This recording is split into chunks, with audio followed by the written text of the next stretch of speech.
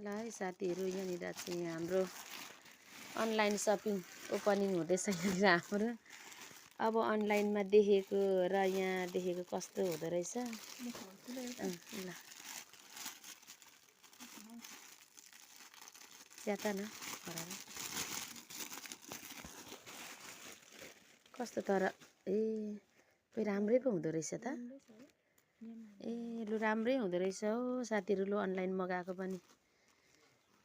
अनि आज यो होइन होइन एक एकवटा 3 पिस छ सुरुवाल र आउटर यो त्यो सेन्डो बेस भयो यो अनि टी सर्ट उ यहाँ रिबिन चिम्टी पनि पर्दो रहेछ ए फिन्चो यो उयसमा सिउरिने होला यो अनलाइनमा देखाएको मैले देखाएको थिएँ कि लु राम्रो रहेछ हौ कस्तो भनेकै खालको नै आएछ अनलाइनमा देखाएकै खालको आएछ। मैले यो राम्रो देखेँ अनि भाइ र बहिनीले नै लगाइदिएको थिएँ कि अनि त्यसकै सुरुवाल यो अनि लगाइदिएको अनि विनोदले मगाइदिएछ कि अस्ति नै ल्याएको त हिजो बस्नु नपाएर यो नखोलेको हो नि ल ठुलो हुँदैन अनि अब 21 साल मात्रै फाट्दैन अनि हैन यो कम ए कम खै अन्त नि ल साथीहरू त्यो चाहिँ नन्सीलाई ब्ल्याकमा ऊ गोरी छ नि त यो ब्राउन चाहिँ काव्यालाई भनेरै मगाएको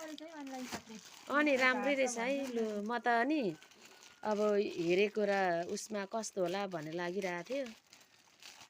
भरे त राम्रो पो रहेछ त नि अनि ए लु लु राम्रै आएछ हो राम्रै रहेछ लु भनेकै नै रहेछ है देखाइकै खालकै रहेछ त कस्तो राम्रो